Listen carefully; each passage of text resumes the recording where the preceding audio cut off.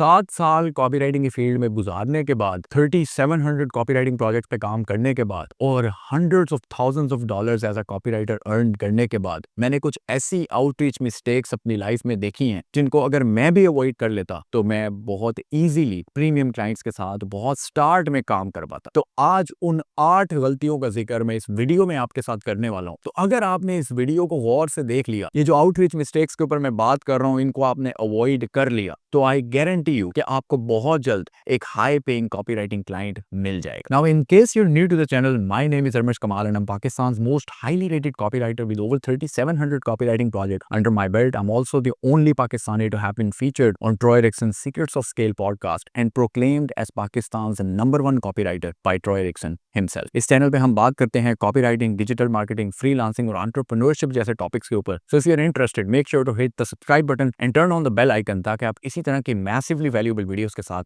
Up to date रह सकें। तो बात करते हैं मिस्टेक नंबर 1 की, और वो है नॉट आउटरीचिंग इनफ। जी हाँ, सबसे बड़ी मिस्टेक बिगिनर कॉपीराइटर्स या इवन इंटरमीडिएट कॉपीराइटर्स ये करते हैं कि दे आर नॉट आउटरीचिंग इनफ। उनको लगता है कि 5, 7, 10, 15 या 20 आउटरीच मैसेजेस चाहे इंस्टाग्राम पे भेज रहे हैं, चाहे लिंक्डइन पे, चाहे अपवर्क पे अप्लाई कर रहे हैं जॉब्स पे, चाहे फेसबुक पे आउटरीच कर रहे हैं, उनको लगता है 15-20 आउटरीचेस करने के बाद शायद हमने बहुत आउटरीचेस कर ली। बहुत दफा मुझे एक किसी प्रोग्राम के स्टूडेंट्स मैसेज करते हैं और वो कहते हैं कि सर हमने बड़ी कोशिश की है लेकिन हमें क्लाइंट नहीं मिला। तो जब मैं पूछता हूँ कि कितने आउटरीचेस किए हैं तो कहते हैं सर 20 कर लिए, सर 25 कर लिए, एक ने तो कहा सर 7 कर लिए, अभी तक कोई जवाब नहीं आया। तो this is a very wrong practice. अगर आपने क्लाइंट्स एक्वायर करने हैं then you should be ready to send out hundreds of personalised outreaches before you can ever see the light of the day. आप जितनी ज्यादा आउटरीचेस करेंगे उतना आपकी लर्निंग होगी, आपको आइडिया होगा कि क्लाइंट्स किस तरह के मैसेजेस पे मुझे रिप्लाई कर रहे हैं, रिप्लाई करने के बाद किस तरह से कन्वर्सेशन को लेके चलना है, कन्वर्सेशन को लेने के बाद अगर कॉल पे जा रहे हैं तो कॉल पे क्लाइंट को कैसे क्लोज करना है। ये तमाम चीजें with a lot of volume, a lot of number आती हैं, ना कि 5-6 आउटरीचेस करने के बाद ये सारी चीजें आप सीख जाते हैं। So outreaching is a process, it is a skill, you learn it over time and you learn it by taking massive action and by sending out hundreds of outreaches every single month. एक principle भी यहाँ add कर दूं outreach के साथ, the principle of asking. Unless you ask, you'll never get. Even बच्चा भी जब माँ से दूध मांगता है तो उसको रोना पड़ता है। जब वो रोता है, माँ से दूध मांगता है, तब ही माँ उसको दूध देती है। तो अगर आपको लगता है कि आपको बगैर इनफ लोगों से कहे, पूछे, मैसेज किए क्लाइंट मिल जाएगा, तो ऐसा बिल्कुल नहीं होता। ऐसे तो नहीं होता है। मिस्टेक नंबर 2 है not sounding like a human. तो बहुत से कॉपीराइटर्स ये मिस्टेक करते हैं, they either start sounding like chat GPT और एआई, या फिर वो क्या करते हैं कि वो बहुत ही ऑब्वियस किस्म की सेल्सी और पुशी कॉपीराइटिंग करना शुरू कर देते हैं अपने आउटरीच मैसेजेस के अंदर। ऐसे टेम्पलेटेड स्ट्रक्चर्स और फॉर्मूलाज कॉपीराइटिंग के यूज करते हैं जो क्लाइंट को दूर से देखते ही पता लग जाता है कि इस बंदे ने मेरे पे कोई टेम्पलेट कॉपीराइटिंग का लगाया। इसके बरक्स कॉपीराइटिंग ही करें, क्योंकि हर आउटरीच दरअसल कॉपीराइटिंग ही है, लेकिन ह्यूमन लेवल पे करें। Don't use any templates, don't sound salesy और pushy, just have a genuine conversation with your prospect. उसको बताएं कि what is the problem and how you have the solution and what is your offer. बिल्कुल simple 1-to-1 conversation है ये outreach करना। इसके अंदर कोई ओवर होने की जरूरत नहीं है, क्लेवर होने की जरूरत नहीं है, टेम्पलेट्स यूज करने की जरूरत नहीं है। Just sound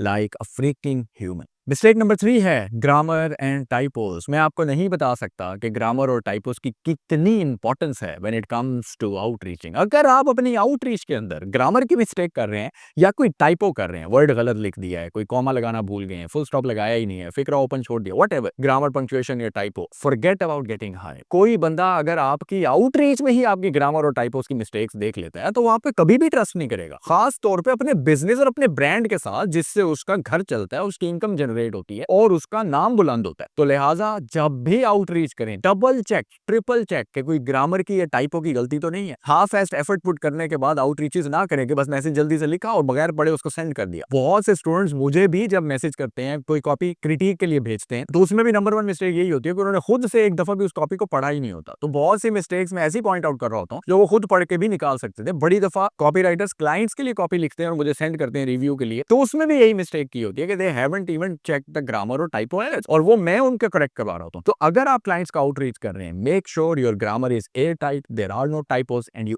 actually look like a professional, not an amateur. Mistake number 4 है प्रॉब्लम वर्सेस सॉल्यूशन। जी हाँ, बहुत से कॉपीराइटर्स, फ्रीलांसर्स क्लाइंट्स के पास जब आउटरीच मैसेज करते हैं, चाहे इंस्टाग्राम पे, लिंक्डइन पे, फेसबुक पे या किसी भी जगह आउटरीच कर रहे हैं, तो वो सिर्फ प्रॉब्लम्स का जिक्र करते चले जाते हैं कि आपकी फनल में ये मसला है, आपकी कॉपी में ये मसला है, आपकी ईमेल्स में ये मसला है, आपकी एड्स में ये मसला है, but they don't give them a solid practical tangible solution. आप क्लाइंट के पास सिर्फ मसले लेके ना जाएं, बल्कि उसको सॉल्यूशन बताएं, उसको बताएं कि what is the solution that you are proposing to him today, ताकि आपके मैसेज को पढ़ते ही उसको इंस्टेंटली वैल्यू मिले, उसको आइडिया हो कि अच्छा यार ये मसाइल थे मेरे, और साथ ही इस बंदे ने मुझे सॉल्यूशन भी बता दिया। If your solution makes sense to that person, then he is very likely to send you a message. अब ये सॉल्यूशन बताने के लिए आप एक लॉन्ग वीडियो भी बना सकते हैं, आप मैसेज के अंदर भी सॉल्यूशन का तस्करा कर सकते हैं, और आप इसी तरह फ्री वैल्यू के तौर पे एक प्रॉपर डॉक्यूमेंट उसको बना के भी दिखा सकते हैं, जिसमें आप या तो पूरा उसको सॉल्यूशन एक डॉक्यूमेंट की सूरत में दे रहे हैं, या आप उसको फ्री वैल्यू के तौर पे ईमेल्स या एड्स कोई चीज सैंपल के तौर पे लिख के दे रहे हैं कि look this is what I am talking about, this is the kind of copy that you need as a solution, और ये मैंने लिखी है, if you like it you can hit me a message. Mistake number 5, making the outreach about yourself rather than the client. ये बहुत बड़ी mistake है। बहुत से फ्रीलांसर्स क्लाइंट्स से जब मैसेज करते हैं तो अपनी अचीवमेंट्स बताना शुरू कर देते हैं, मैं ये हूं, मेरा नाम ये है, मैं इस लेवल का कॉपीराइटर हूं, मैंने इतनी सेल्स जनरेट की है, मैंने इतने क्लाइंट्स के साथ काम किया है, मैं इस लेवल के लोगों के साथ उठता बैठता हूं। दे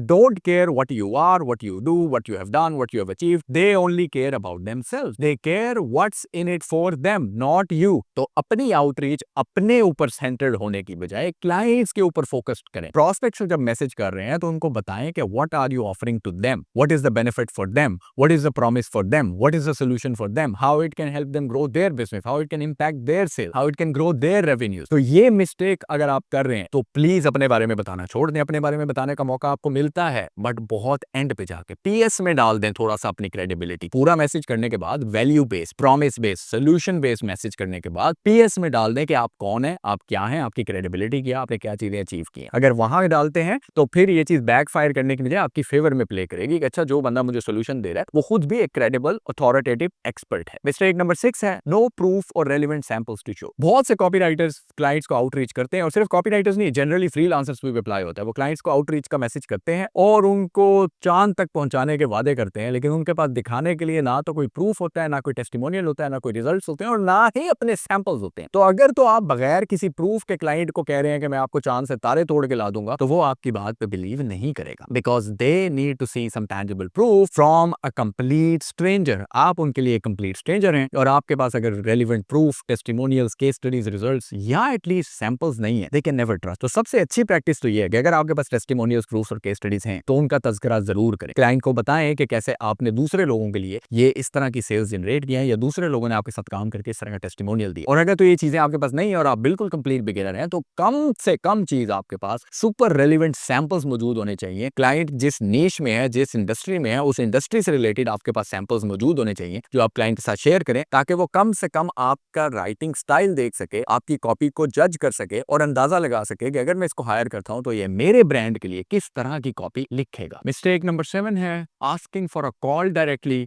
और टू इवन गेट हायर्ड। तो ये गलती दरअसल ये है कि आप बहुत जल्दी क्लाइंट से एक ऐसा एक्शन करने का कह देते हैं जो उसके लिए एक एक्सट्रीमली हाई रेजिस्टेंस एक्शन होता है। यानी अगर आप क्लाइंट को कहते हैं कि मेरे साथ कॉल पे हैं, तो उसको लिटरली 25 से 30 मिनट या 1 घंटा अपना वक्त का निकालना पड़ेगा और एक स्ट्रेंजर के साथ कॉल पे आना पड़ेगा, सिर्फ ये देखने के लिए कि if you can even help him or not, if you are even an expert or not. इसी तरह अगर आप डायरेक्टली ये कह देते हैं कि हायर मी, तो ये तो उससे भी हाई रेजिस्टेंट एक्शन है कि आपसे बिल्कुल डिस्कशन किए बगैर, आपको जांचे बगैर, आपको जज किए बगैर वो एकदम से आपको हायर कर ले और आपको पैसे दे दे और आपको कहे हाँ भाई जो भी तुम्हारी सर्विस है या जो भी लेवल की तुम कॉपी लिखते हो मुझे लिख के दे दे। इसके बरक्स करें। क्लाइंट के लिए पहले अपनी वैल्यू को साबित करें। रिटन मैसेजेस में, लूम वीडियोस के थ्रू, रेलिवेंट सैंपल्स के थ्रू, फ्री वैल्यू के थ्रू क्लाइंट को बताएं that you are even worth their time and even worth their attention. जब आप उनके अटेंशन ग्रैब कर लें और उनको ये साबित कर दें that you are a valuable person, that you are some sort of an authority in the field जिसमें आप उसको आउटरीच करें, इन दिस केस कॉपीराइटिंग, फिर उसको कहें कि can we get on a quick call to discuss everything. इस case में उसका कॉल पे आने के चांसेस बेहद ज्यादा हैं, because he already believes in your value and he already knows or believes to a very large extent that you can actually help him. और फाइनली मिस्टेक नंबर 8 है generic low quality low effort outreach. जब आप outreach कर रहे हैं client, make sure to do personalised outreach. वो bulk वाली outreaches, वो 1000 लोगों को एक ही ईमेल ब्लास्ट कर देना टेम्पलेट लिख के, दैट डजंट वर्क एनीमोर। अगर आप 2026 में कॉपीराइटिंग क्लाइंट्स लेना चाहते हैं और हाई पेइंग क्लाइंट्स लेना चाहते हैं, then you need to be very very specific and personalised when it comes to your outreach. Clients के बिजनेस के बारे में कोई ऐसी चीज जरूर लिखें अपने मैसेज के अंदर जिससे क्लाइंट को फील हो कि इस बंदे ने मेरे बिजनेस को स्टडी किया है before even sending me a message. इसीलिए जो फ्री वैल्यू होती है, जो कॉपी आप क्लाइंट के प्रोडक्ट के लिए स्पेसिफिकली लिखते हैं एज अ सैंपल और उसको सेंड करते हैं, उसकी बहुत ज्यादा वैल्यू होती है। इसीलिए जो लूम वीडियो आप क्लाइंट के स्पेसिफिक बिजनेस को ऑडिट करने के लिए बनाते हैं, उसकी बहुत ज्यादा वैल्यू होती है। और इसी तरह जो रिटन मैसेज भी अगर आप क्लाइंट को कर रहे हैं, तो उसके अंदर अगर आप पर्सनलाइज नहीं कर रहे, तो आपकी आउटरीच की कोई वैल्यू नहीं है। बिकॉज जेनेरिक आउटरीचेस को क्लाइंट्स अब बिल्कुल भी पसंद नहीं करते। वो दूर से ही समझ जाते हैं कि ये बंदा सिर्फ मुझे मैसेज नहीं कर रहा, बल्कि सैकड़ों और बिजनेसेस को यही घिसा पीटा मैसेज भेज रहा है। It also shows that you are not serious, it also shows that you're not a professional, and it also shows that you probably are not an expert in your field. तो next time आप किसी भी prospect को outreach कर रहे हैं, तो make sure to put a lot of effort into your outreach. मैं ये नहीं कह रहा कि आप 6 घंटे एक ही client को outreach करने पे लगा दें, but इतनी effort जरूर put करें कि आपकी outreach personalized हो और आप at the same time 10, 15 या 20 outreaches every day कर भी पाएं। तो there is a fine balance between the two and you need to maintain. So these were the 8 outreach mistakes that I have learned over 7 years of my copywriting experience, और ये मैंने आपको इस video में बहुत ट्रांसपेरेंटली दे दी हैं। तो आपका अब सिर्फ काम है कि मिस्टेक्स को अवॉइड करें। जो एक्शन स्टेप्स इस वीडियो में आपको मिले उनको इंप्लीमेंट करें। नीचे कमेंट सेक्शन में बताएं if there are some mistakes जो मैंने इस वीडियो में जिक्र किए that you are already making in your outreach और अब आप नेक्स्ट टाइम नहीं करेंगे। ऑफ कोर्स वीडियो को बिग थम्स अप दें so that we can reach more people and help more people. Channel को सब्सक्राइब जरूर करें ताकि इसी तरह की सुपर वैल्यूएबल वीडियोस के साथ अप टू डेट रह सकें। और हाँ, if you want to become a highly paid copywriter fast, then check out the link in the description of this video. I'll see you in the next one. Peace.